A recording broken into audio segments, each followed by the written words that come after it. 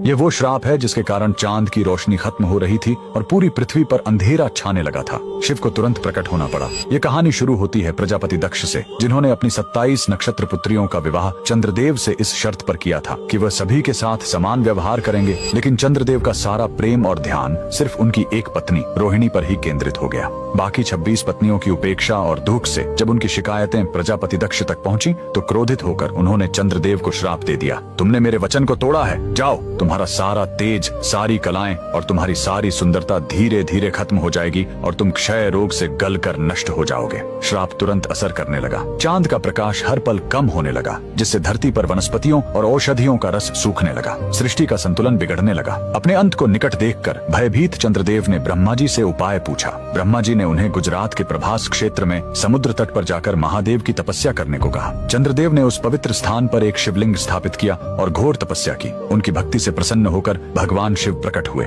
उन्होंने कहा, मैं दक्ष के श्राप को पूरी तरह खत्म तो नहीं कर सकता, लेकिन उसका प्रभाव कम कर सकता हूँ। शिव ने वरदान दिया, तुम कृष्ण पक्ष में 15 दिन क्षीण होगे, लेकिन शुक्ल पक्ष में 15 दिन फिर से पूर्ण हो जाओगे। उन्होंने चंद्र को अपने मस्तक पर धारण कर लिया और चंद्रशेखर कहलाए। और जिस ज्योतिर्लिंग की चंद्र ने पूजा की थी वो सोमनाथ, सोम यानी चंद्र के नाथ के नाम से प्रसिद्ध हुआ। और यही सोमनाथ मंदिर भारत का पहला ज्योतिर्लिंग आज भी गुजरात के वेरावल में उसी समुद्र तट पर शान से खड़ा है, जहाँ चंद्रदेव ने श्राप से मुक्ति पाई थी। लेकिन रुकिए, इस मंदिर का एक और रहस्य है। यहाँ मौजूद बाण स्तंभ यह बताता है कि यहाँ से लेकर दक्षिणी ध्रुव तक समुद्र के रास्ते में कोई जमीन नहीं है। भगवान शिव के भक्त कमेंट में हर हर महादेव जरूर लिखें।